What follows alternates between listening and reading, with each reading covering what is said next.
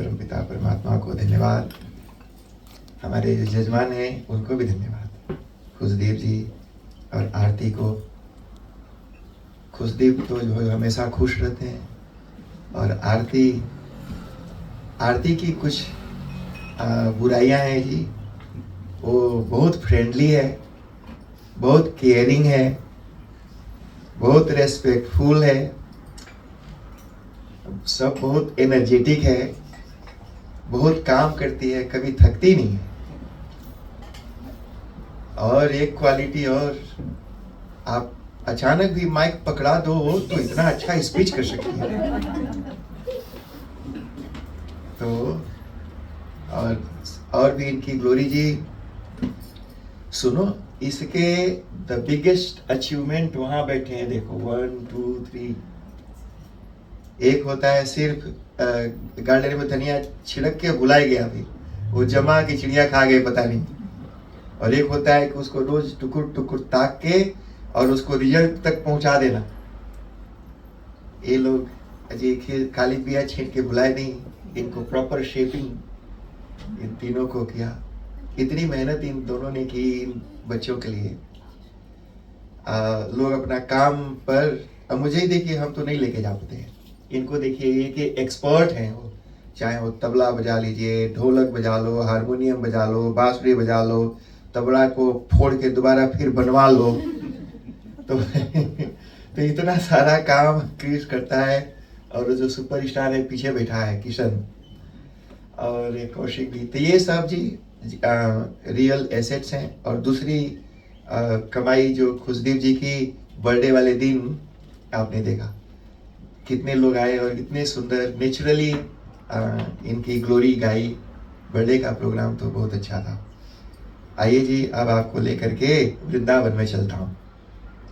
वसुदेव जी जहाँ ले जा करके कृष्ण कन्हैया को छोड़े थे, वो गोकुल था जहाँ नंद बाबा रहते थे। लेकिन वहाँ पर पूतना आई, तृणावर्त आया, कोई ना कोई उपद्रव होता था, पेड़ गिर गया। तो एक दिन भगवान कृष्ण ने सबसे कहा कि तुम्हें गोकुल को छोड़ के हम लोग वृंदावन चलते हैं। तो दो अलग अलग जगह हो गया। एक गोकुल जहाँ पर वो रहते थे, और कृष्ण भगवान ने कहा कि ये जगह रहने के लिए ठीक नहीं है, तो इसको छोड़ करके हम वृंदावन चले जाएंगे। तो वो वृंदावन में शिफ्ट हो गए। पूरी हिस्ट्री में आपको ऐसा नहीं मिलेगा कि 9 साल 10 साल के एक लड़के के कहने पर पूरी की पूरी सिटी कहीं और जंगल में शिफ्ट हो जाए। तो पूरी की पूरी सिटी, वहाँ के लोग दूसरे जंगल में शिफ्ट हो गए। उस जहाँ शिफ्ट हुए उसका नाम है वृंदावन, और जहाँ रहते थे उसका नाम था गोकुल। तो गोकुल तो जगह का नाम गांव आप बता ही दिया था। एक गोकुल का मतलब हमने बताया था गवाम इंद्रियाणाम कुलम गोकुलम, माने गाहा गाय, गो का मतलब होता है इंद्रिय जी, गच्छति इति गऊ, जो चलती है उसको गाय कहते हैं गच्छति। और जो चलती रहती है उसी को इंद्रिय भी कहते हैं। आँख कहीं एक जगह टिकती है नहीं, कान कहीं टिकता है एक जगह, अगर टिक जाए तो कल्याण हो जाए। मन कहीं टिकता है एक जगह, नहीं टिकता, तो ये भी चलते रहते हैं। पूछो अम्मा से उधर। तो ये सब टिकते नहीं इधर जी, तो इसलिए इनको भी गाय कहते हैं। गाय करके आज जैसे गैया चपर चपर चपर चपर दिन भर खाती रहती है, उससे हमारा मन भी खाता रहता है, और लोग भी खाते रहते हैं जी। वो भरपेट खा करके आया एकदम यहाँ तक खिलाओ, बोला कि नहीं है बना घोर के धर दो, 4 प्याली लग जाएगा, वो डिपॉजिट कर लेगा अगले दिन के लिए, लेकिन ना नहीं करेगा। तो इसी तरह से हमारी जैसे गैया चपर चपर खाती रहती है, वैसे हमारी इंद्रियां भी खाती रहती हैं, इसलिए इनको भी गाहा। तो कहा कि उनकी इंद्रिय, तो उनका कुल का मतलब होता है कि घर, मकान, गांव, जहाँ इंद्रियां रहती हैं। तो इंद्रियों का गांव कहाँ है जी? हमारा हृदय। तो भगवान ने कहा मुझे लेके वहां चलो। तो बोला क्या मथुरा में दिल नहीं था? तो बोला ना, मथुरा में दिल नहीं था। बड़े लोगों के पास दिल नहीं होता है जी, दिल तो गाँव में मिलता है। गरीब लोगों के पास दिल होता है, बड़े लोगों के दिल में पैसा ही रहता है खाली। तो पैसा पर ही उनकी नजर रहती है। वो सब हिरण्यकश्यप और हिरण्याक्ष होते हैं, तो खाली पैसा पर ही आंखें रहती है उनकी। तो वृंदावन में चले गए। तो वृंदावन क्या है? तो बोला कि वृंदानाम वनम वृंदावनम। वृंदा कहते हैं राधा जी का एक नाम है। तो वृंदा का वन माने राधा जी का वन। कहा कि और वृंदावन का मतलब, कहा वृंद कहते हैं झुंड को। तो कहा कि ग्रुप। तो झुंड किसका झुंड जी? तो साधुओं का। वृंदा नाम साधु नाम वनम इति वृंदावनम। वहां बहुत सारे साधु रहते थे। और वृंद कहते हैं वृक्षों के झुंड को, जहां पर अलग अलग तरह के वृक्ष होते हो।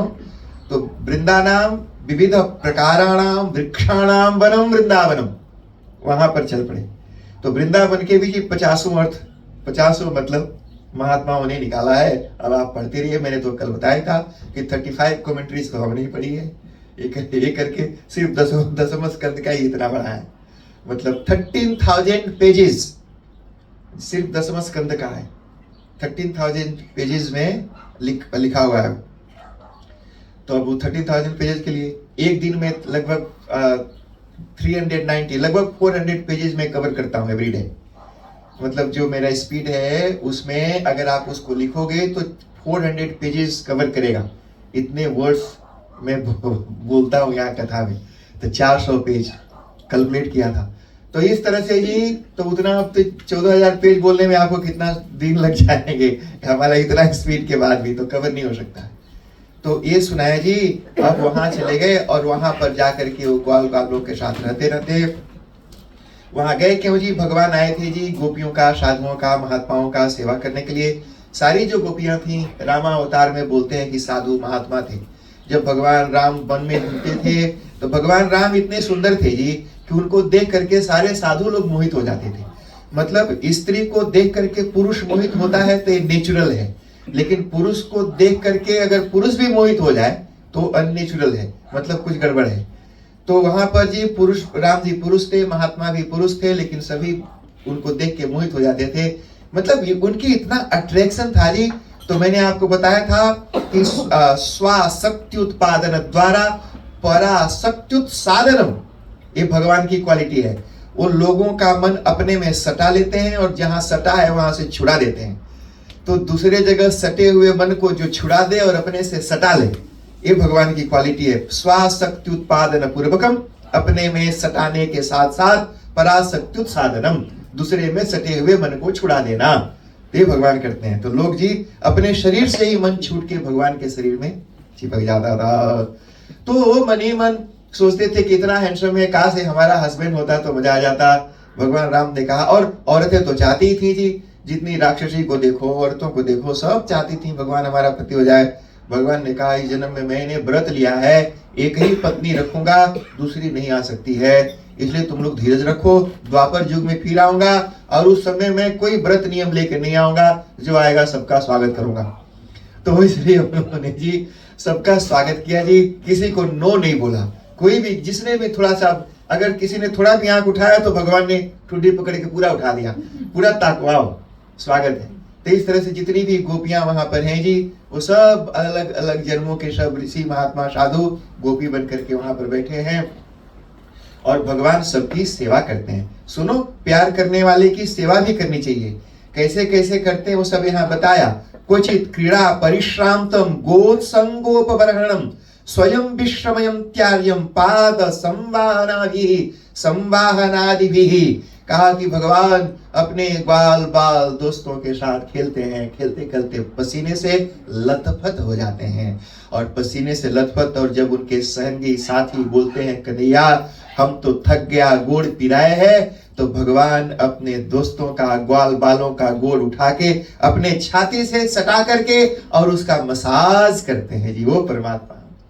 यानी हमने जिस परमात्मा के चरण के धूल को, चरण के धोवन को भी पी करके धन्य, जिसके चरण के धोवन को पीकर धन्य समझते हैं, वो भगवान अपने दोस्तों के पैरों को छाती से सटा करके मसाज कर रहा है, पूछता है कुछ कम हुआ, कुछ दर्द पिराया, कम हुआ। इस तरह से जी वो गोपियों का, वो जी प्यार करने वाली गोपियों का पैर दबाते हैं जी, ये भगवान है। अपनी सारी गोपियों का पैर दबाते हैं, उनकी सेवा करते हैं। ऐसा भक्त जी संसार की किसी भी धर्म में नहीं हो सकता है। ऐसा भगवान आपको कहीं नहीं मिलेगा। किसी भी धर्म में ऐसा परमात्मा नहीं है जो आपके पास आकर के आपका मुड़ दबाए, आपका गोड़ दबाए, आपसे पूछे तू ठीक है, कुछ और अच्छा मेरा है शेयर लेके खा लो। इस तरह से जी वहां पर लीला करते हैं, सारी गोपियों का दुख दूर करते हैं। क्वचित पल्लवत पल्वेषु नियुद्धश्रमकर्षितः वृक्ष मूलाश्रयः शेते गोपोत्संगोपवर्णना कहीं कहीं जी ग्वाल बाल थक जाते हैं, बोलता है सुबह से आप तुम्हारे साथ खेलते खेलते मैं थक गया हूं और अब तो मुझे नींद आ रही है। भगवान खुद भी पसीना से लथपथ है, पेड़ के नीचे बैठ जाते हैं, अपने गोपियों का सिर अपने गोद में रख करके अपने दुपट्टा से पंखा झुलाते हैं, बोलते हैं सो जा। ओ भगवान जी, ऐसा कोई भगवान होगा जो अपनी ही गोद में अपने भक्तों को, अपने नौकरों को जी अपने गोद में सुलाता हो। ये वो भगवान है जी। और राम राम महाबाहो कृष्ण दुष्ट निबर्भणम, कोई भी दिक्कत होती है इमीडिएटली भगवान आकर के दूर करते हैं जी। चाहे किसी भी प्रकार का दुख हो उनके जीवन में, होना नहीं। अगर किसी को मूड पिराए तो झाड़ने के लिए पहुंच जाते हैं, किसी का पेट पिराए तो जा जाते हैं। कई बार गोपियां जी भगवान कृष्ण से मिलना चाहती हैं, यशोदा मैया का बिल्कुल जी सख्त निर्देश है कि कोई लड़की से पराई औरतों से नहीं मिलना है, तो बोलते कि नहीं झाड़ फूंक करना है, पेट में पिराए है, ये झाड़ देता है तो ठीक हो जाता है। तो किसी का पेट पिराए, गोपी बोलती है यशोदा मैया बड़ा जोर से पिराया है, तो पेट झरवाने के लिए कृष्ण कन्हैया के पास आती है, कोई मूड झरवाने के लिए आती है। वो कुछ पिरा नहीं है, खाली कृष्ण कन्हैया बस छू दे, कृष्ण कन्हैया छू दे हमको, ये छुआने के लिए वहां पर आ जाती हैं। कई बार बूढ़ी औरतें भी आती हैं। एक बार एक बूढ़ी गोपी आ गई, बोला कन्हैया हमारा भी पिरा है, घुघुट उठाए तो मुंह में कोदाते नहीं। बोला बूढ़ों पर हमारा काम मंत्र काम नहीं करता है, बुढ़ियों पर हमारा मंत्र काम नहीं करता है, भाग गए वहां से। तो इस तरह से जी रोज वहां पर कोई ना कोई लीला करते रहते हैं जी।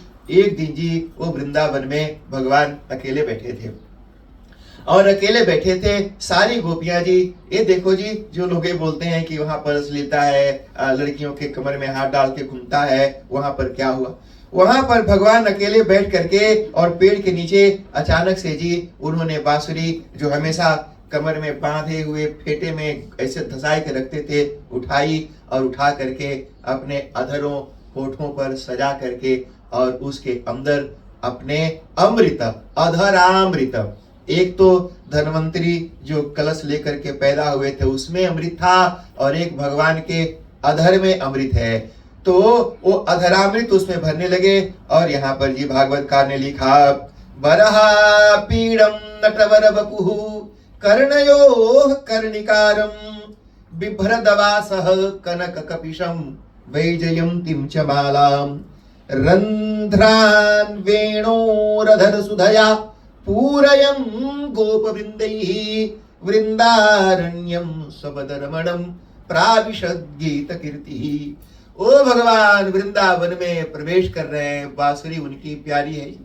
एक बार एक वृक्ष के नीचे बैठ करके भगवान राधा जी को याद कर रहे हैं, और लोग राम राम जपते हैं, कृष्ण कृष्ण जपते हैं, कन्हैया राधा राधा जप रहा है, यानी जिसे प्यार कर रहे हैं उसका नाम राधा राधा राधा राधा बोल रहे हैं। और राधा को याद करके जी ये प्यार है, उनके आंखों से आंसू झर झर बह रहे हैं। प्यार ने जी हृदय की कठोरता को पिघला देता। जिस हृदय में प्यार है वो कठोर नहीं हो सकता जी, बड़ा कोमल होता। वो जो राधा जी मांगो हृदय में प्रवेश कर गई और पूरे वज्र जैसे हृदय को जो मोम के तरह पिघला करके एकदम मुलायम बना देती, वो हृदय जहां पर अगर मक्खी भी बैठ जाए तो निशान पड़ जाता है, वो दिल होता है जी। इतना नरम मुलायम भगवान का दिल।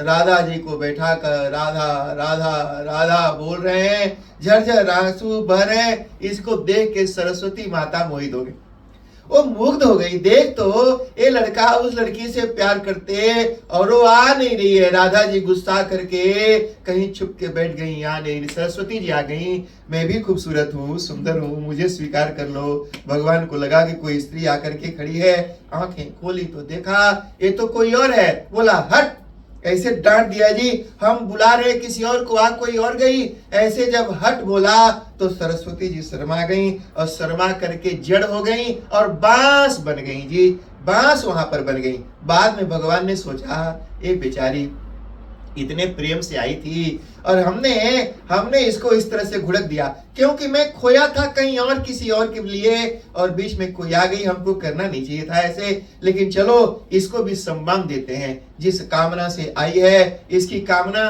पूरी करते हैं। तो उन्होंने जो सरस्वती बांस बनी थी उसको काट के पीट के बांसुरी बना करके और बोला इस सरस्वती को भी मैं अपने अधरों का अमृत पिलाऊंगा और ओ बांसुरी रंध्रान वेणु रदर सुधया पूरयम, मानो वो अपना अधरामृत माता सरस्वती का को पान करा रहे हो, इस तरह से अधरों का भर रहे जी। बरहा पीड़म, अपने माथे पर वो मोर का पंख लगाए हुए जी। अच्छा, एक दिन भगवान एक वृक्ष के नीचे बैठ करके बांसुरी बजा रहे थे। उनकी बांसुरी में वो 7 स्वर के साथ साथ पूरे ब्रह्मांड के समस्त राग बनते हैं जी। जब भगवान की बांसुरी बजती है तो संसार में मन कहीं और रह ही नहीं सकता है, वो मन वहां चला ही जाएगा। अरे जैसे बीन को सुन करके सांप पागल होकर के वहां पहुंच जाता है, जैसे भंवरा पुष्प के ऊपर उसके पराग को पान करने में इतना लिप्त हो जाता है कि कब वो पुष्प बंद हो गया और वो भंवरा भी उसमें बंद हो जाता है, पता नहीं चलता।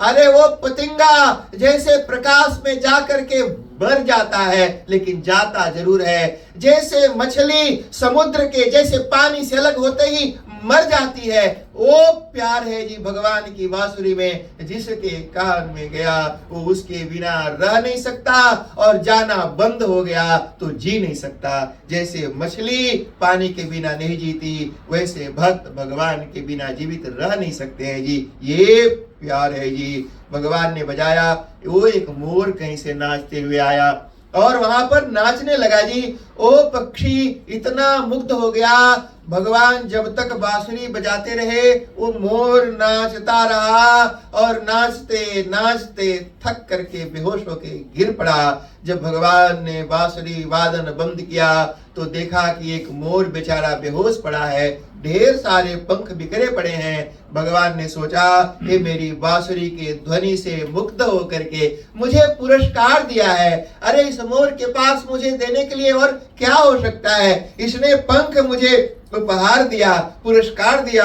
अरे मुझे बांसुरी बजाने का मेहम ताना दिया है, मैं इसे स्वीकार करता हूँ। उसको उठा करके अपने माथे पर लगा लिया। अरे पत्रम पुष्पम फलम तोयम यो में भक्त्या प्रेक्षति, जो मर्जी जी जो आपके लिए यूजलेस आइटम है वो आइटम भी, यूजलेस आइटम भी भगवान को दे दो।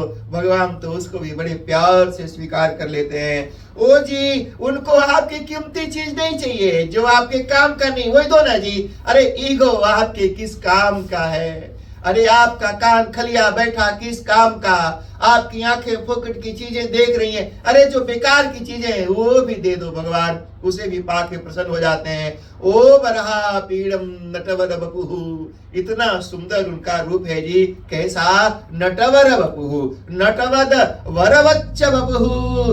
हमारे गुरु जी कहते थे जैसे कोई नाचने वाला अपना सुंदर रूप बनाता है, वैसे वो कृष्ण कन्हैया अपना बड़ा सुंदर नटके समान रूप बनाए हैं जी। जैसे कहीं नृत्य करने जा रहे हो, कोई आइटम कोई प्रेजेंटेशन देने जा रहे हो, ऐसे सजे धजे हैं जी। कोई कहते हैं वर, जैसे कोई दुल्हा सज धज करके बारात में और विवाह करने के लिए जाता है, ऐसे दुल्हा के समान वरवत वपुहु, जिसने अपने शरीर को दुल्हा की तरह, जैसे कोई दुल्हा लगता हो ऐसे दुल्हा की तरह वो भगवान कृष्ण कन्हैया वो जी वहां पर वृंदावन में वरहा पीड़म नटवर बपुहु कर्णयो कर्णिकारम, अपने दोनों कानों में कनेर का फूल लगाए हुए, कर्णयो कर्णिकारम बिभ्रतवासः, और बड़े ही सुंदर जी पीले पीले वस्त्र धारण किए, बिभ्रतवासः कनक कपिशम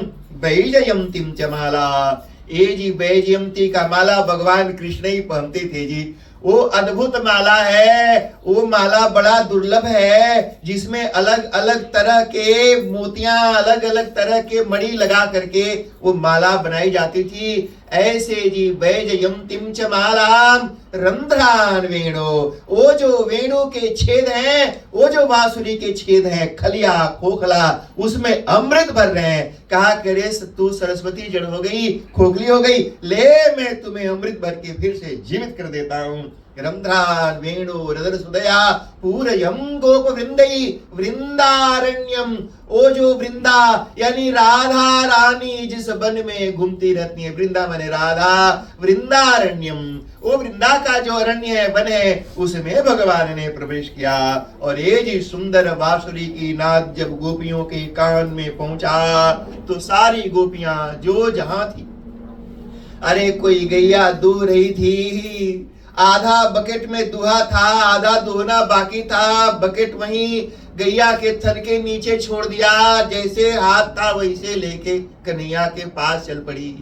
कोई गोबर लपेट रही थी वैसे ही गोबर लपेटे चल पड़ी, कोई अपने बच्चे को दूध पिला रही थी छोड़ के चल पड़ी, कोई अपने पति को खाना परस रही थी, भात डाला दाल करचीता, करछी हाथ से छूट के गिर गई वो चल पड़ी। अरे कोई ब्रश करने जा रही थी मुंह में वैसे ही गाज बाज लपटाया वैसे ही चल पड़ी, और कोई नहाने जा रही थी बिना नहाए चल पड़ी। जो जहां थी जैसी थी जिस रूप में थी जिस हालत में थी वो वैसे ही उसी रूप वही हालत वही दशा में, कोई गोबर लपेट करके, कोई बिना नहाए, कोई बिना ब्रश किए, बिना किसी श्रृंगार के जी सारी गोपियां ओ वृंदारण्य में पहुंच गई।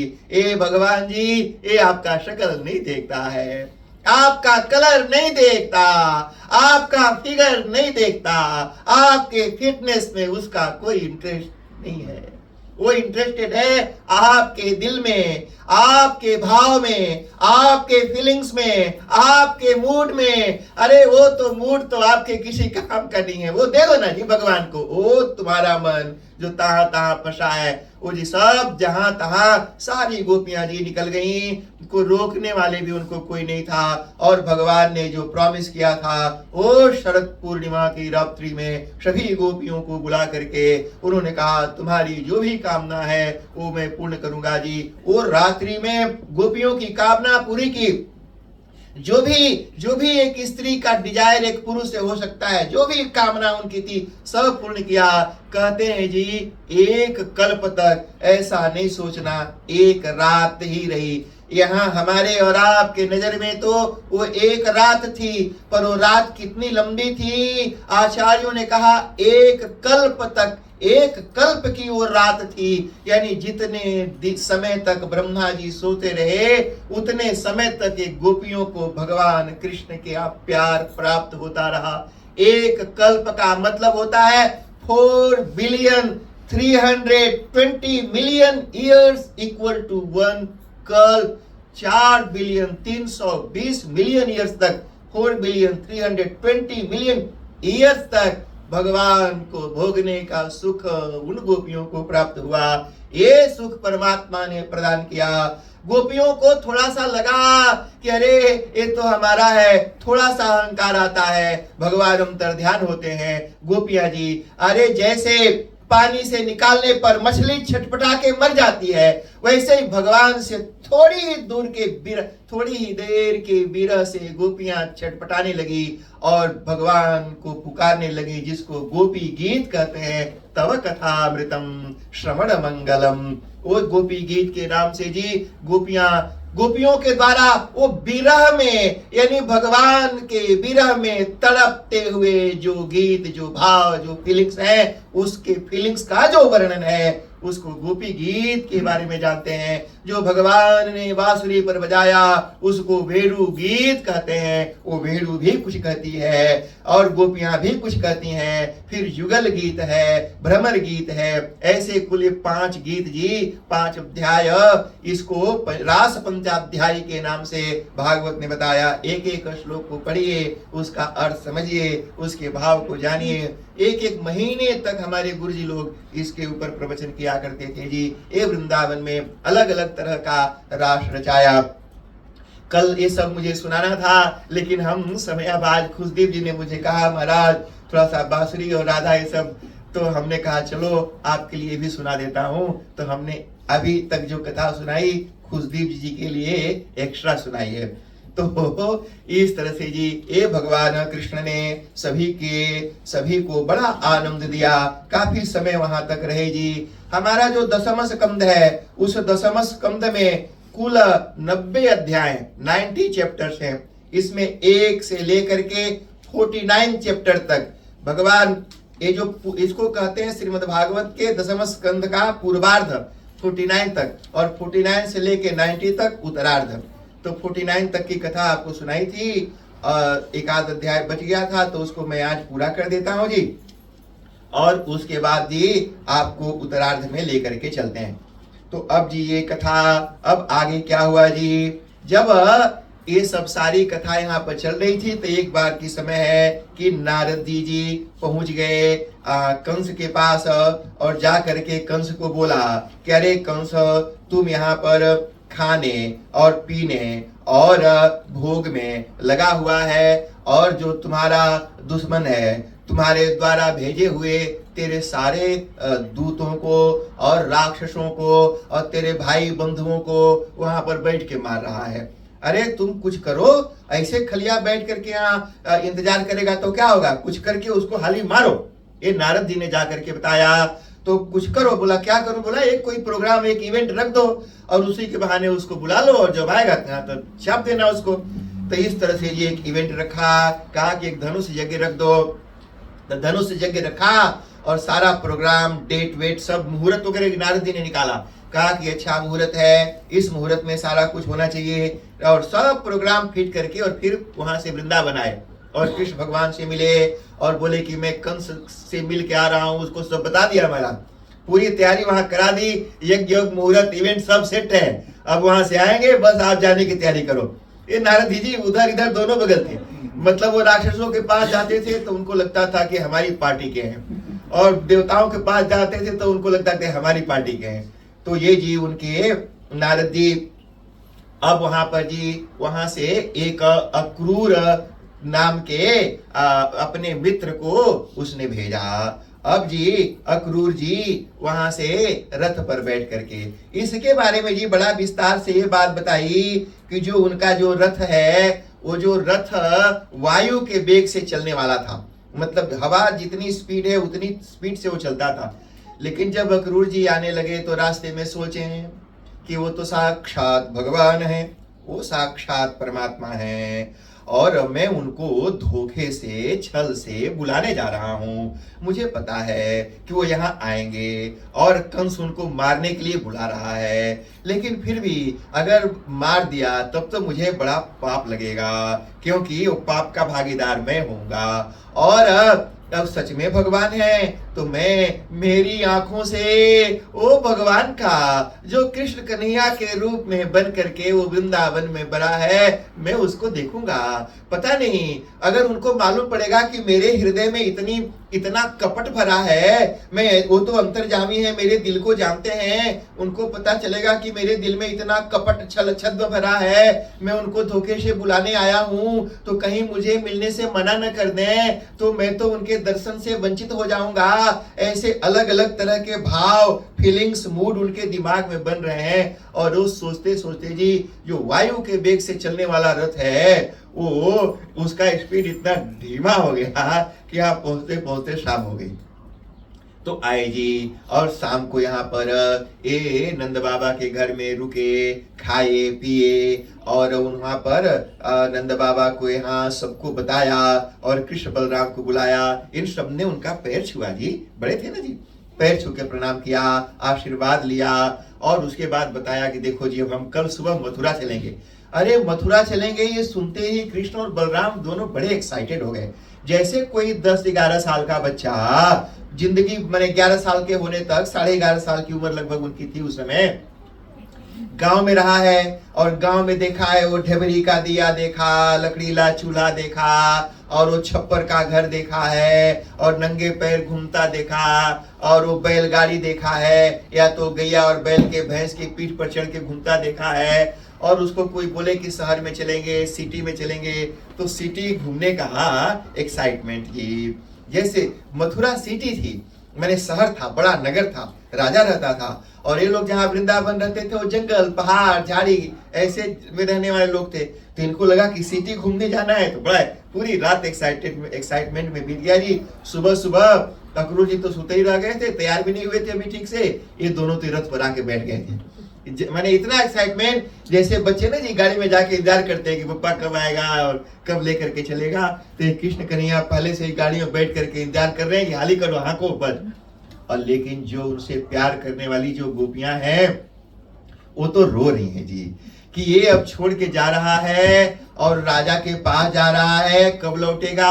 अभी था तो जब मन करता था देख लेते थे, अब वहां जाएगा तो मानो 1 दिन 2 दिन 3 दिन कब पता नहीं जी। सारी गोपियां रो रही हैं और ब्रह्मा जी को गरिया रहे हैं कि अरे हे विधाता, हे ब्रह्मा, हे विधाता, कितना निर्दयी है, कितना निठुर है, कितना निष्ठुर है। पहले तो तू 2 लोगों को मिलाता है, प्यार कराता है, अटैचमेंट बढ़ाता है, और जब प्यार होता है, अटैचमेंट हो जाता है, थोड़ी सी खुशी आनी शुरू होती है तो फिर बिछोह पैदा कर देता है, छुड़ा करके अलग कर देता है।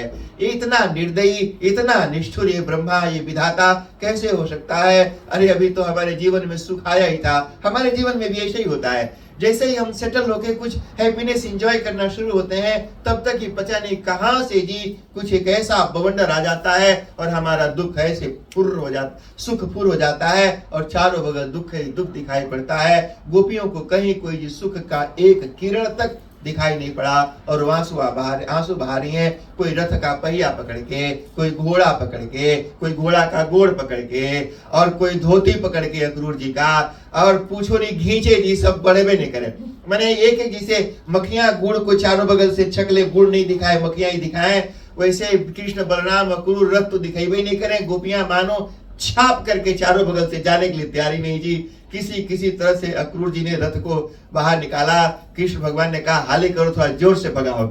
तो जोर से भगाओ और फिर जी थोड़ा सा आगे निकले तो जा करके अपने दूत के माध्यम से उन्होंने संदेश भेजा कि जा करके बता दो कि मैं आऊंगा। मैंने आऊंगा मतलब ऐसे कि मन में संतोष तो रहेगा कि आऊंगा जी। सुनो जी, ये जो आशा है ना जी, आशा, उम्मीद, ये बड़ी पावरफुल वस्तु है। मान लो कभी पत्नी पति को भनभना करके कुछ उल्टा सीधा बोलती है, अब बेचारा हस्बैंड खवा के आप पर मूड नोचता है, लगता है कि संसार बेकार है, और थोड़ी देर में बीवी मुस्कुराते हुए चाय ऑफर करती है तो फिर सोचता है कि नहीं अभी बनना ही है, बाद में चाय पिलाएगी। तो इस तरह से जी कभी उसकी आशा, उसकी उम्मीद टूटती है और कभी उम्मीद बनती है। तो उम्मीद टूटना और बनना दोनों साथ ही साथ चलता है। अगर उम्मीद कंप्लीटली टूट गई तो संबंध टूट जाएगा, अगर उम्मीद बनी रहती है तो संबंध बना रहता है। इसलिए झूठा मूठा इससे उम्मीद बनाए रहना चाहिए तो ताकि संबंध चलता रहे जी। तो इसी तरह से जी भगवान ने उम्मीद बना दिया कि आऊंगा, ले करके जी निकल गए जी वृंदावन से बाहर। एक नदी के किनारे रथ को खड़ा किया और सोच में पड़ गए। इनको देख करके उनको नहीं लगा कि भगवान है, उनको लगा कि छोटे बच्चे हैं और इनको इतना एक्साइटमेंट है कि देखो रथ पर चढ़ करके घंटा भर से इंतजार कर रहे थे कि कब आए और हम यहाँ से चले। वो बेचारे कंफ्यूज हैं कि मैं रथ के साथ इनको छोड़ के भाग जाऊं, जंगल में छोड़ दूं इनको, रथ यहीं रहने दूं या ले करके कंस के पास जाऊं, क्या करूं। अब मतलब जा नहीं चाहते, सोचा कि थोड़ा विचार कर लूं, चलो थोड़ा नदी में नहा लूं। गए नदी में जी, अपना कपड़ा धोती वोती उतार के नदी में घुसे और नाक बंद करके डुबकी मारी। जैसे ही नदी के अंदर डुबकी मारी तो देखा क्या कि वो कन्हैया जो रथ पर बैठा हुआ है, यहाँ वो पानी के अंदर ऐसे लेटा हुआ जैसे क्षीर सागर में भगवान नारायण लेटे रहते हैं, और उसके चारों बगल संसार के समस्त देवता लोग, कोई पंखा झुला रहा है, कोई चामर झुला रहा है, और एक कन्हैया मुस्कुरा करके अक्रूर जी को देख रहा, मानो पूछ रहा हो काका क्या हुआ। हाँ, तो और इस तरह से जी जब जैसे ही नाक दबा के ये सीन देखा तो उनको लगा कि शायद कुछ फटीग हो गया है, ऐसे झट से ऊपर आ गए जी और हड़बड़ा के बाहर निकल के रथ पर झांके कि देखे कहीं पानी में तो नहीं डूब आ गया।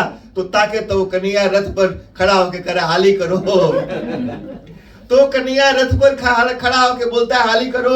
उन्होंने कहा कि तो यहाँ है, लगता है मुझे फटीग हो गया है, वो पानी में नहीं है। फिर से डुबकी मारी तो फिर से वही दिख रहा है, मुस्कुरा करके काका क्या हुआ।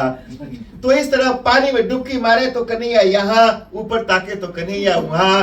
ये तो जी चकरा गए कि ईला सच्चा कि ऊला सच्चा।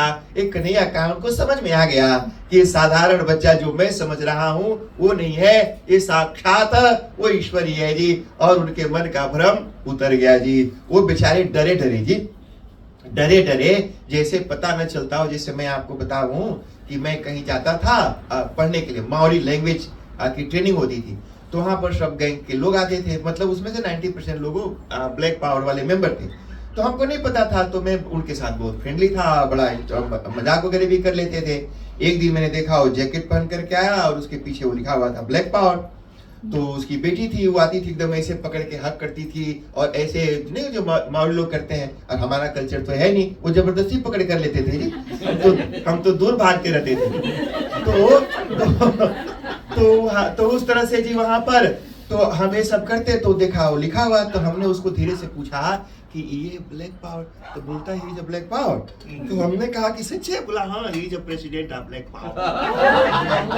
हमने कहा तो हमको पता चले जिसका पप्पा ये इतना भारी दे रहे, तब तो मैं 4 कुर्सी हटा के दूर बैठ गया था।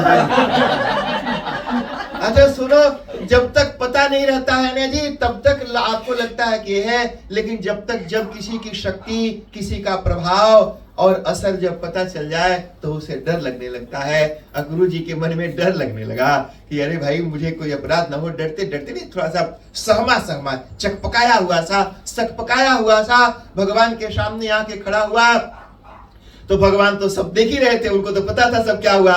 तो गुरु जी से पूछा, काका क्या हुआ? बड़े थोड़ा सा घबराए हुए से लग रहे हो, कुछ आश्चर्य हुआ क्या? तो गुरु जी ने कहा, महाराज आपको देख लिया तो अब कोई और आश्चर्य देखना नहीं बचा संसार में। कहा कि संसार के सबसे बड़े आश्चर्य साक्षात भगवान है, और आपके अलावा संसार में कोई दूसरा आश्चर्य हो नहीं सकता। और लेकर के ये रथ भगाए और ले जा करके सीधे जी मथुरा में कंस के नगर में रुका। और जैसे ही नगर का गेट आया, वो बड़ा गेट था जी, मथुरा नगर बड़ा सुंदर था। तो मथुरा नगर का भी वर्णन किया भागवत में कि चौड़ी चौड़ी सड़क थी जी, जाने के अलग आने के अलग, दुकानें अलग अलग थी। अगर भाजी खरीदना हो तो अलग, मसाला खरीदना हो तो अलग, मिठाई खरीदना हो तो अलग। ये चला कि भाजी बाजार है, इधर चलो कपड़ा बाजार है, और अलग ये देखो दर्जी के बाजार है, जहां जो पसंद आ जाए। ऐसे जी अलग अलग सब दुकानें सजी धजी, बड़े बड़े महल, अट्टालिकाएं, और बड़ा सुंदर साफ सुथरा। और ये तो गाय के गोबर और गोमूत्र में लिपट के रहने वाले लोग, और वहां तो लोग बड़ा परफ्यूम वगैरह मार करके घूमने वाले, चमचम चमचम नहा धोआ के चमचमाते हुए। इनको तो बड़ा अच्छा लगा।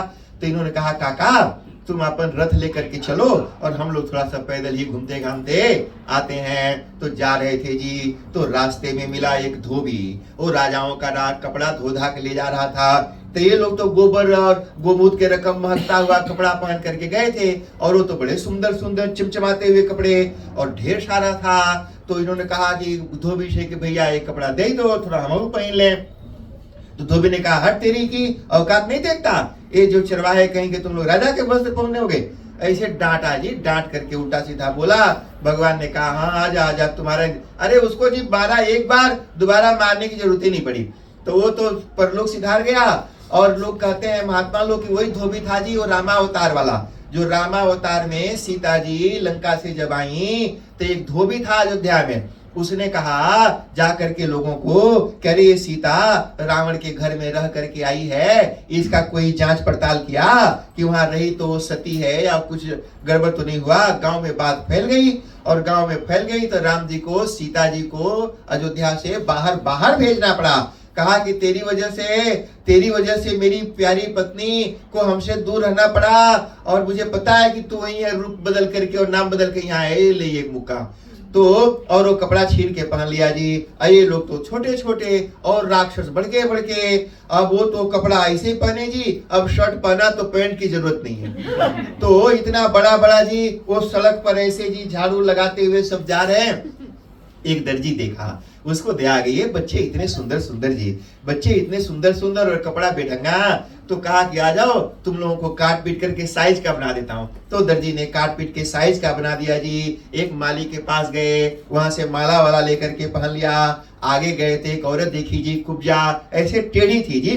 कुब्जा का मतलब होता है टेढ़ा, कुबर, कुबड़ मतलब ऐसे झुके थी और चंदन लेकर के और कंस को यहाँ जा रही थी। सुंदर जी चंदन घिसती थी, सुंदर खुशबूदार कस्तूरी का चंदन जो एक बार लगाया तो महीना भर तक उसकी खुशबू आती है, ऐसा दिव्य चंदन जी लेकर के और जा रही थी। कृष्ण कन्हैया ने देखा और उसको बोला, अरे सुंदरी, अरे ऐसी टेढ़ी मेढ़ी उबड़ खाबड़ औरत को उन्होंने बोला हे सुंदरी।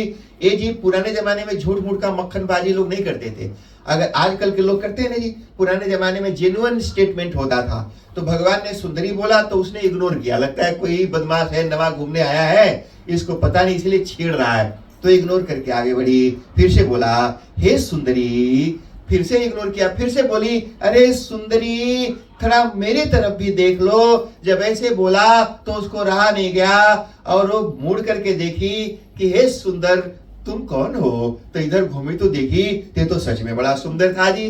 कृष्ण भगवान को तो एक बार जो देखे वो देखते ही रहता है और उन्हीं का हो जाता है। तो जब देखी तो टुकुर टुकुर ताके भगवान ने कहा कि थोड़ा सा चंदन हमको भी दे दो, हम लगा लें। इसने कहा इतने सुंदर रूप को अपने से चंदन नहीं, मैं मेरे हाथों से लगाऊंगी। अरे जरा विचार करो, हम मूर्ति पर चंदन लगाते हैं, साक्षात परमात्मा ओ नंद का लाल ओ कन्हैया बोलता है थोड़ा सा लगा दे, जैसे मानो कुब्जा का तो जीवन धन्य हो गया। वो बड़े प्यार से चंदन लेकर के लगाई। भगवान ने सोचा इसने मुझे टीका किया, मुझे चंदन लगाया और मुझे इसका कुछ पुरस्कार, इसका कुछ उपहार जरूर देना चाहिए, क्योंकि भगवान ऐसा कर नहीं सकते जी कि वो किसी का कुछ ले और किसी को कुछ दे नहीं। भगवान तो इतना लेते हैं तो भी उसका भंडार भर देते हैं। कहा हे देवी तुम सच में बहुत सुंदर हो। उन्होंने कहा देखो जी मैं कैसी हूँ, ठिठोली मत करो, ये नगर के लोग मेरी ओर ताकते भी नहीं है, मेरी ओर कोई देखता भी नहीं है, क्यों मेरा मजाक उड़ाता है, क्यों मुझे बेइज्जत करता है। अरे मैं कहा सुंदरी, भगवान ने कहा नहीं नहीं तू सच में बड़ा सुंदर है। अरे शरीर को क्या देखती, अगर तेरा मन सुंदर नहीं होता, देखना तू कितनी सुंदर मन वाली है, ताकि तूने मुझे ये चंदन लगाया। हे देवी जरा इधर तो आओ, मैं थोड़ा तेरे मुखड़ा को मैं भी देखूं। अरे वो तो दीवानी थी, वो सच में नजदीक चली गई। भगवान ने क्या किया, अपने पैर के अंगूठे से उसके पैर को दबा दिया और अपने दाहिने हाथ के ऐसे अंगूठा अंगुली को उसको ऐसे ठुडी के पास लगाया और एक झटका ऐसे मारा जी, वो सारा कुबर उसका सीधा हो गया। मतलब सी वाज परफेक्टली फिट, मतलब शरीर के सारी गांठें खुल गई। अरे वो परमात्मा का नाम लेने से भी गांठें खुल जाती हैं, और जो छू दे उसके बाद भी शरीर में कोई गांठ बनी रह जाए, ऐसा हो नहीं सकता जी। वो बिल्कुल सीधी हो गई जी। एक औरत का जो परफेक्ट बॉडी हो सकता है, उतना उभरी हुई छाती, पिचका हुआ पेट, सुंदर कपोल, नाक, कान, आंख, बाल बड़ी ही सुंदर थी। वो तो चंदन लेके भगवान कृष्ण के सामने सटे मांगे एकदम, जैसे कि उनको लेके मैं अपने छाती से लगा लूं। बोली कि अब तो तुमको छोड़ के मैं कहीं नहीं जाऊंगी, अब तो मेरे साथ ही चलो। भगवान शर्माने लगे। बोला कि बड़ा भाई बलराम जी संगे थे, कहा बड़का भैया संगे और ये रकम बात करती है तो थोड़ा शर्माए। बड़ा भाई को थोड़ा किनारे होता तो बतियाती तो अच्छा भी था। तो भगवान शर्माने लगे जी। बोले कि अभी नहीं, ये थोड़ा धीरज रखो, कुछ जरूरी काम निपटाना है और काम निपटा करके मैं जरूर तुम्हारे पास आऊंगा। कुब्जा तो तब से कभी कंस के घर चंदन लगाने के लिए नहीं गई। अरे जो परमात्मा जिसका पति बन जाए, उसको किसी और के पास जाने की क्या जरूरत है। इसलिए उसने तो तिलक लगाना ही बंद कर दिया, एक काम ही छोड़ दिया जी। जो उसका बिजनेस था एवरीडे का, स्टॉप। कहा कि अब तो जीवन में दोबारा अगर किसी को मैं चंदन लगाऊंगी तो वही कन्हैया, नहीं तो नहीं लगाऊंगी। एक काम ही छोड़ दिया जी। और भगवान जी आगे बढ़े और सीधे जी वो जो धनुष यज्ञ का जो पांडाल बना था वहां पहुंच गए। धनुष को रखा था वहां, जो धनुष उसको तोड़ दिया और दो टुकड़ा करके एक बलराम जी ने लिया और एक कृष्ण भगवान ने लिया, और ऐसे कंधा में जी टूटे हुए धनुष को आधा आधा लेके नगर में प्रवेश किया। एक हाथी बड़ा बलवान था जी, कहते हैं 10,000 हाथियों का बल एक हाथी में। उसको बढ़िया से दारू वारू मैंने ऐसे नशा होने वाली चीजें पिला दिया गया था और नशा ताकि और खतरनाक हो जाए। वहां जाके जी वो हाथी वाला छोड़ दिया हाथी को भगवान के ऊपर। भगवान ने तो पहले हाथी वाले को मारा और फिर हाथी को जी उठाए के पटका, तो दोबारा पटकने की जरूरत ही नहीं पड़ा उसको। अरे भगवान है जी, हाथी और हाथी का साथी दोनों मारे गए। और फिर वो दोनों जी बड़के बड़के दांत, जबर जबर दांत तोड़ के वो टूटा धनुष और हाथी का दांत लिए जी पहुंच गए जहां पर वो यज्ञ हो रहा था। पूरा जी बड़े बड़े सिंहासन बने हुए थे और सब लोग बैठे थे कि आज मल्ल युद्ध होगा। और वहां पर कंस भी बैठा था। कंस ने अपना सिंहासन बड़ा ऊंचा बनवाया था और ऐसा बनाया था कि he made it hard to climb, मतलब इसके ऊपर छोटे छोटे बच्चे कूद के चढ़ न पाए, इतना इस ढंग से डिजाइन किया था ताकि मान लो कहीं उनका मन बोराया उधर छोड़ के हमारे बगल में कूद जाए, तो ऐसे ऊपर डिजाइन करके बनाया था। सब लोग वहां बैठे थे जी। कृष्ण और बलराम वहां पर पहुंचे। वहां पर पूरी तैयारी थी जी। दो लड़ाके वहां पर थे, एक का नाम था चाणूर और दूसरे का नाम था मुष्टिक। चाणूर जी, वो चाणूर इतना बलवान था कि एक बार किसी को पकड़ के अपने छाती से दबाई दे तो वो बिल्कुल चटनी के रकम हो जाता था, यानी चाणूर चटनी बना देता था जिसको पकड़ लेता था।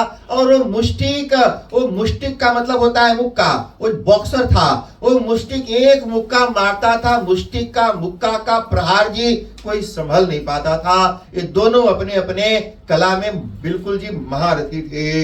वो कृष्ण और बलराम दोनों वहां पहुंचे जी और उन दोनों ने आकर के इनको कहा कि देखो तुम लोग छोटे बच्चे बनने का नाटक मत करो, हमको पता है कि तुम दोनों बड़े लड़ाके और बड़े बहादुर हो, क्योंकि तुम लोग अपना सारा चमत्कार वृंदावन गोकुल में दिखा चुके हो, बड़े बड़े राक्षसों को मार चुके हो, इसलिए नौटंकी बंद करो और लड़ना शुरू करो, हम लोगों से लड़ो। वहां लड़ाई हुआ जी।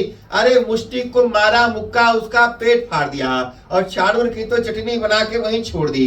दोनों मारे गए और देखते ही देखते जी ये दोनों जी पेड़ पर चढ़ जाते हैं। ये वृंदावन में देखो, जो पेड़ पर चढ़ते हैं, पहाड़ पर चढ़ते हैं, ऐसे पेड़ और बड़े बड़े भयानक कठोर जंगली पहाड़ों पर चढ़ने वाले लोगों को ऐसे आर्टिफिशियल सिंहासन पर चढ़ने में क्या टाइम लगा जी। एक कूद के कन्हैया चढ़ गए ऊपर और कंस तो पहले से डरा हुआ था और उसको धक्का मार करके जी इतना जोर से जैसे लात मार के गिरा दिया हो, उसको ढकेल के गिरा दिया नीचे ग्राउंड पर। और जहां सिंहासन था, एक पहाड़ से नीचे कूदने वाला कन्हैया सिंहासन से कूद पड़ा कंस के छाती पर और इतना जोर से कूदा जी कि कंस कूदा गया एकदम। माने वो कूदे और वो कंस कूद गया एकदम परलोक, धरती छोड़ करके परलोक कूद गया। नहीं इतना मैंने मर गया जी कंस का।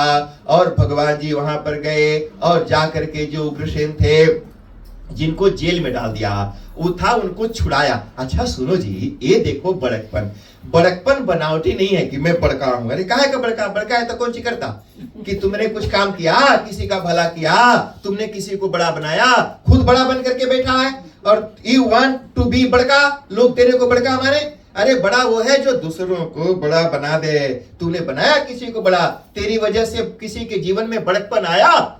ये जी बड़कपन ओढ़ करके लोग बैठे रहते हैं ताकि सारी दुनिया मुझे बड़का माने। आई एम द बेस्ट, मेरे जैसा कोई नहीं है। भगवान ऐसा नहीं जी। भगवान का बड़कपन देखो, भगवान के माँ बाप भी जेल में बंद हैं और जो उस देश का राजा है वो भी जेल में बंद है। भगवान ने सबसे पहले जाकर के जो उस देश का राजा था उसको जेल से छुड़ा के मुक्त किया और प्रणाम किया, बोला महाराज अब आप जेल में नहीं हैं, क्योंकि जो कंस ने आपको जेल में डाला था वो अब मारा गया और अब आप राजा हैं और राजा की आपकी जय। और हे महाराज आपसे एक निवेदन है, आपके राज्य में आपके पहले वाले राजा ने मेरी माँ और मेरे पिता को जेल में डाल रखा है, अगर आपकी आज्ञा हो तो मेरी माता पिता को जेल से छुड़वा दीजिए। ये बड़कपन है जी। अगर जो चाहता तो एक मुक्का कंस को मारा वो राजा को भी मार सकता था। परंपरा के अनुसार जो राजा को जीतता है वही राज्य का मालिक होता है। भगवान कृष्ण तो उस राज्य के राजा हैं। वो बिल्कुल जी legally by law he is the king, he can make decision, but वो डिसीजन नहीं बनाया। कहा कि जिसका देश है, जिसका राज्य है, जिसका घर है, उससे पूछो, और उसके राज्य में इंटरफेयर करना ठीक नहीं है। हाथ जोड़ के पूछे कि भगवान प्रभु हे राजन, अगर आपकी आज्ञा हो तो जेल में बंद मेरे माता पिता को छुड़ा दे। वो तो जी उग्रसेन के आंख में तमाशू आ गए। बोले कि अरे क्या करते हो, तुम्हें तो मुझसे पहले तुम्हारी माता पिता को छुड़ाना चाहिए था, और ऐसा कर भी सकते थे जी। तुम धन्य हो, तुम धन्य हो, तुम्हारी जय हो हे कृष्ण, तुम्हारी जय जयकार हो। भगवान की जय जयकार करते हैं। और उसी समय जी जैसे थे जहां थे, भाग करके जी ये सब वसुदेव जी और देवकी के कारागार में गए जहां ये लोग बंद थे, और जा करके उग्रसेन ने अपने हाथों से वो दरवाजों को खोल करके उनको मुक्त किया, बाहर ले आए। हाथ जोड़ के उनसे क्षमा मांगी कि हमसे गलती हो गई है, आपके साथ हमारे पुत्र ने बड़ा अत्याचार किया है, हमको क्षमा करना, हम आपको सुख नहीं दे पाए जी। अरे ये देखो 11.5 साल के 11.5 years के बाद कृष्ण भगवान वापस लौटे हैं। 11.5 साल के बाद माँ ने अपने बेटे को देखा, और 11.5 साल बाद भी बेटे को देख करके माँ के छाती से दूध झरने लगा। माँ के स्तन से दूध आने लगे, और वो जो देवकी माता इतने इमोशनल हो गई जैसे मानो उनका प्यार बाहर टपक रहा हो कि आ जा, गले से लग जा। कन्हैया ने जा करके दोनों को प्रणाम किया और रोने लगे, हाथ जोड़ करके माफी मांगी कि मेरे रहते हुए क्षमा करना आपको 11.5 साल तक, और मैं उसके पहले भी न जाने कितने दिनों तक जेल में रहना पड़ा, इतने जेल की सजा। अरे इतना दुख आपको भोगना पड़ा। अरे भगवान जिसके गर्भ में प्रकट हुआ, भगवान जिसके घर में आया, उसको भी एक कारागार का दुख सहना पड़ा। मुझे धिक्कार है। अरे मेरे जैसे बेटा को क्या फायदा, उस बेटा यानी मेरे जैसे बेटा का क्या सुख आपको मिला, ताकि मेरा जैसा बेटा है और फिर भी आपको जेल में रहना पड़ा, एक अपराधी के तरह कैद में आपने समय बिताया। इस सोच करके भगवान के आंखों से आंसू निकल रहे हैं। भगवान ने इन दोनों के पैरों को जैसे मानो अपने आंसू से धो दिया हो, लेकर के गए जी। सब को नहलाया गया, धुलाया गया, वस्त्र पहनाया गया। उग्रसेन जी का राज्याभिषेक हुआ, सब राजा बने। वसुदेव जी ने सोचा कि हमारे बच्चे जिनको राज्य सुख मिलना चाहिए, मतलब those kids who deserve the best, ऐसे बच्चे जिनको बड़े अच्छा भोजन मिलना चाहिए था, बड़े अच्छे कपड़े मिलने चाहिए थे, वैसे राजकुमार के जैसे जिन बच्चों को जीवन बिताना चाहिए था, ऐसे बच्चे जंगली बच्चों की तरह जंगल में, झाड़ में, गांव में, पहाड़ में फल पत्ते, गाय के दूध, दही भात खा करके, दही भात दूध भात खा करके अपना समय बिताए हैं। अरे जिनको राजभोग खाना चाहिए था, वो जूठन खा करके गोपियों और गोपालों का अपना समय बिताता रहा। ये सोच करके वसुदेव जी इमोशनल हो रहे हैं। उन्होंने सोचा कि इसको तो राजाओं जैसा सुख मिलना चाहिए, इसको राजभोग खिलाओ, राजाओं जैसे कपड़े पहनाओ, इसको सुख मिलना चाहिए। रोज ही नए नए पकवान बना रहे हैं, रोज नया नया वस्त्र पहना रहे हैं। अपना साध बाप होने का जो धर्म है, जो पीड़ा है, जो मैं नहीं कर पाया, अरे जो अभी तक नहीं कर पाया, कितना हाली वो सुख मैं मेरे बच्चे को दे दूं, इस भावना से रोज कुछ ना कुछ वसुदेव जी और देवकी अपने बच्चे के लिए कर रहे हैं जी। और इसी तरह से जी उनका जनेऊ संस्कार किया। शास्त्रों में आया कि ब्राह्मण का जनेऊ संस्कार 8 वर्ष में हो जाना चाहिए, क्षत्रिय का 12 वर्ष में हो जाना चाहिए, कहीं कहीं 16 साल भी आता है, वैश्य का 16 साल बताया। शूद्र का यज्ञोपवीत नहीं होता। तो कृष्ण का बलराम का यज्ञोपवीत संस्कार किया। यज्ञोपवीत संस्कार करने के बाद उसको उपनयन संस्कार कहते हैं। उस संस्कार करने के बाद बच्चे को गुरुकुल में भेज दिया जाता है। इनको भी गुरुकुल में भेज दिया गया। एक सांदीपनी ऋषि थे जो उज्जैनी में रहते थे, वो पहले काशी में रहते थे, काशी के ही पंडित जी थे, लेकिन काशी में कुछ व्यवस्था अच्छी उनके अनुकूल न होने के कारण वो उज्जैनी में जा करके रहते थे। आधी रात को जी बिना किसी को बताए कृष्ण और बलराम को चुपके से उज्जैनी भेज दिया। कहा कि ऐसा क्यों किया? कहा कि ऐसा इसलिए किया कि जब दुष्टों को दुश्मनों को पता चलेगा कि जो सबसे बड़े लड़ाके कृष्ण और बलराम वो मथुरा में नहीं है तो फिर हमला कर देंगे। तो इसलिए किसी को पता नहीं चलना चाहिए कृष्ण और बलराम नहीं है।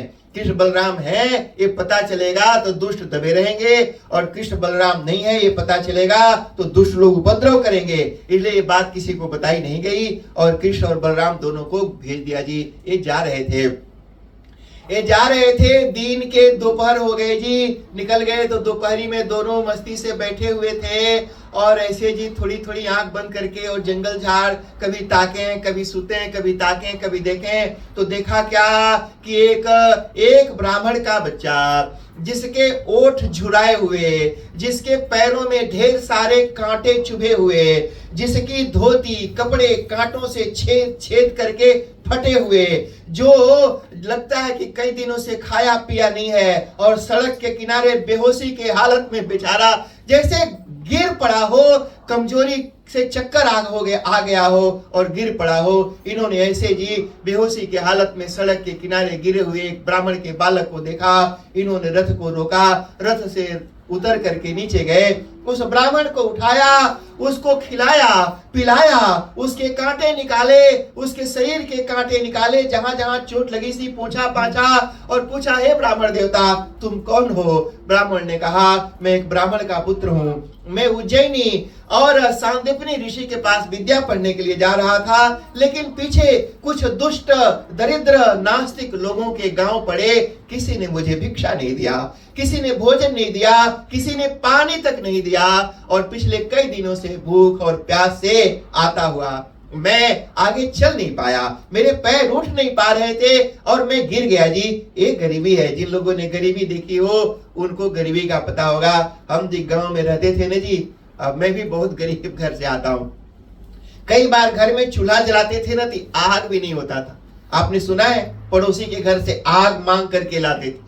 माचिस की एक तिल्ली तक घर में नहीं होती थी। कभी तावा, कभी कढ़ाई, कभी थरिया लेकर के जाते थे। शाम को देखते थे किसके घर से धुआं निकल रहा है, वहां गए, बोले थोड़ा सा आग दे दो। और हमारे नहीं जी, ढेर सारे घर के लोगों की हालत थी, दूसरे के घर से आग मांगकर अपने घर में चूल्हा जलाते थे। वो गरीब ब्राह्मण के बच्चे को उठाया, रथ पर बड़े प्यार से बैठाया, जो अपने खाने पीने के लिए बना करके लाए थे ना जी रास्ते में, वो सब उसको खिलाया पिलाया और खिलाते पिलाते अपने साथ लेकर के गए और तीनों जी भाई भाई की तरह वहां पर उज्जैनी में जाकर के अपनी विद्या अध्ययन किया।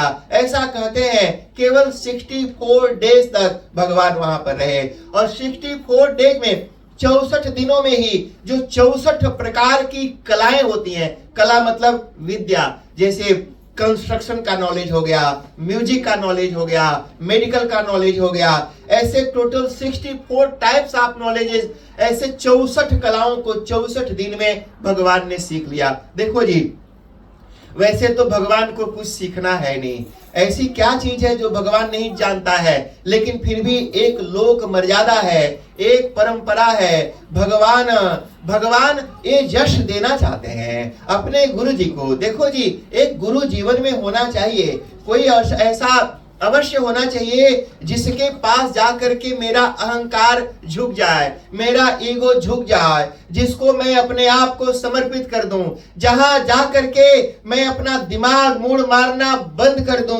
ऐसा कोई एक संसार में जरूर होना चाहिए, और अगर नहीं है तो हमारा जीवन सही डायरेक्शन में नहीं जा सकता। हम अपने ईगो, स्वार्थ, घमंड और चालाकी के चक्कर में चक्कर काटते रह जाएंगे और कभी मन को शांति नहीं मिलेगी।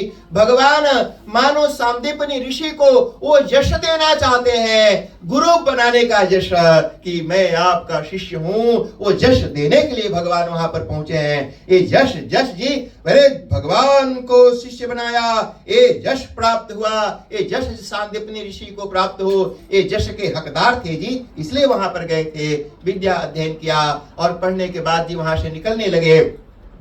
तो बोला गुरुजी कुछ गुरु दक्षिणा मांग लो, तो गुरुजी लोग जी मांगते नहीं थे। पुराने जमाने में गुरुजी लोगों को क्या जी, सबको पता है जी, हम दूसरों को बताते हैं कि देख भाई सब कुछ यही धरा का धरा रह जाएगा, इसलिए जितना जरूरत है उतना इकट्ठा करो, और फिर बोलते रहे कि और दो और दो और दो। तो इसलिए शिष्य लोग जो दें उतने में संतोष कर लेना चाहिए। और अगर मान लो रियली यू नीड तो फिर निवेदन कर सकते हैं, भाई हमको इस चीज की जरूरत है, हो सकता है तो कर दो।